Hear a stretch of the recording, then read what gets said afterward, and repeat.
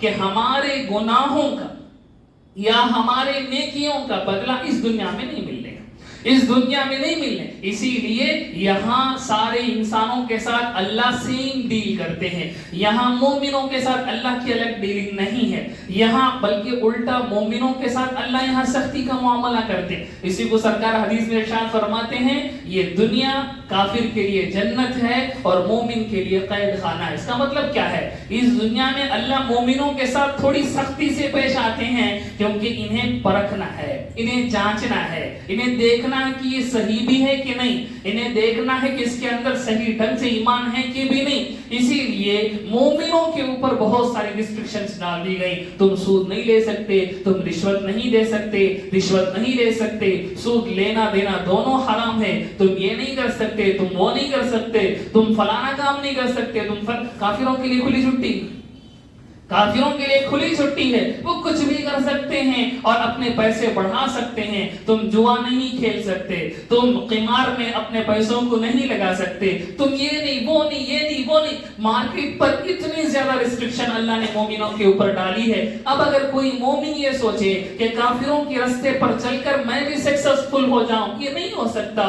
یا تو تمہیں اللہ کی شریعت پر عمل کرتے ہوئے اس سکسس کو لات مارنا ہوگا، یا تمہیں اللہ کی شریعت کو اپنے گلے سے نکال کر پھینک کر اللہ حفاظت فرمائے کفر میں جانا ہو، کفر میں. اسی لیے اس پوری دنیا کے اندر جو ملٹی بلینئرز ہیں ان میں سے ٹاپ 10 میں کوئی مسلمان بندہ نہیں ملتا. کیوں؟ کیونکہ اس دنیا کے اندر مومنوں کے اوپر اتنی زیادہ ریسٹرکشنز ڈال دی گئی ہیں، کیونکہ اس دنیا کے لیے مومن قوم نہیں پیدا کی گئی، مومن قوم آخرت کے لیے پیدا کی گئی. تو ایک وجہ یہ ہے کہ آدمیوں کو ان کے گناہوں کی ہلکی سی سزا اس دنیا میں اللہ رب العزت دکھا دیتے ہیں، اس لیے بعض مومنوں پر مصیبتیں آتی ہیں. اس کو قرآن مجید بیان کرتا ہے فَلَنُذِيقَنَّهُم مِّنَ الْعَذَابِ الْأَدْنَىٰ دُونَ الْعَذَابِ الْأَكْبَرِ.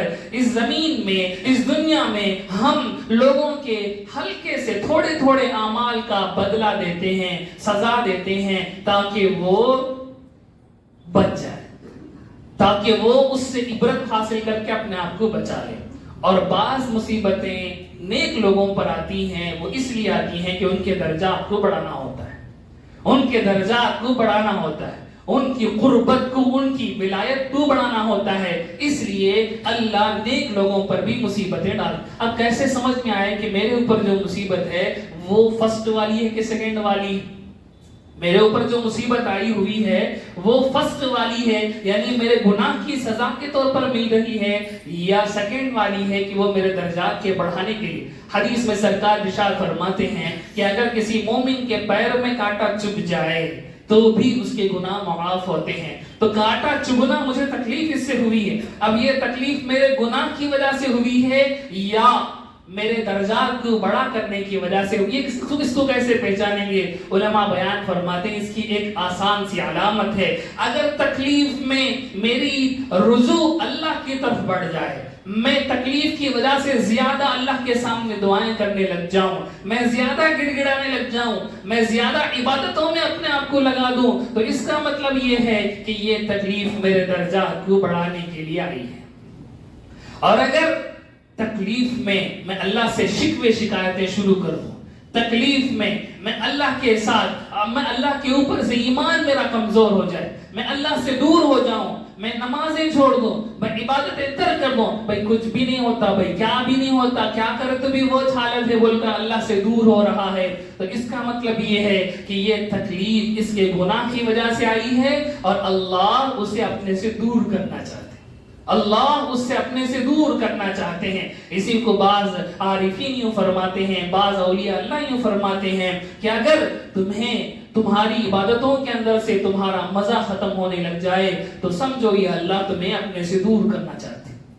پہلے جب ہاتھ اٹھاتے تھے تو آنکھوں سے آنسو نکل جاتے تھے، اب آنسو نہیں نکلتے ہیں تو سمجھ جاؤ اللہ تمہیں دور کرنا ہے، اللہ تمہیں دور کرنا ہے. پہلے تم عبادتیں پکی پکی ادا کرتے تھے، اب تمہیں عبادتیں کرنے کا موقع نہیں مل رہا. پہلے تم تہجد پڑھتے تھے، اب تمہیں تہجد کا پڑھنے کا موقع نہیں مل رہا، تو سمجھ جاؤ اللہ تمہیں اپنے سے دور کر رہے ہیں. تو اللہ کے نبی فرماتے ہیں اشد الناس بلاء الانبیاء ثم الامثل فالامثل، مصیبتیں سب سے زیادہ انبیاء پر آتی ہیں، پھر انبیاء کے راستے پر جو چلتے ہیں ان پر آتے ہیں، لیکن ان کی مصیبتوں میں وہ اللہ سے قریب ہوتے ہیں، ان کی مصیبتوں میں وہ اور اللہ کے قریب ہوتے ہیں۔ سیدنا ابراہیم علیہ السلام کو اللہ نے جب اتنی آزمائشوں میں ڈال دیا تو وہ اللہ سے اتنا قریب ہو گئے، اللہ نے ان کو اپنی خلت عطا فرمائی، خلیل اللہ کا لقب انہیں عطا فرمایا، خلیل اللہ کا منصب انہیں بخشا کہ یہ میرا بہت قریبی دوست ہے،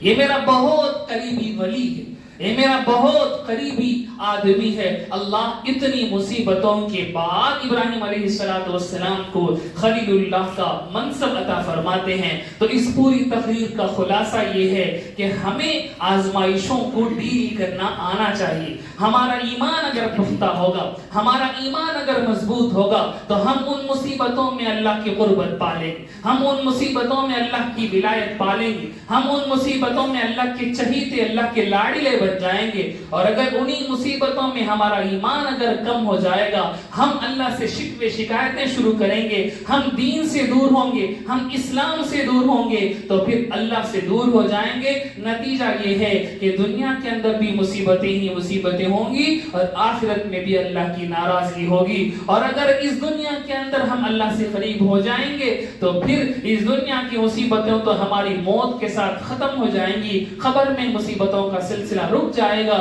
اس کے بعد پوری آخرت کی زندگی میں ہمیں کوئی مصیبت نہیں ملے گی۔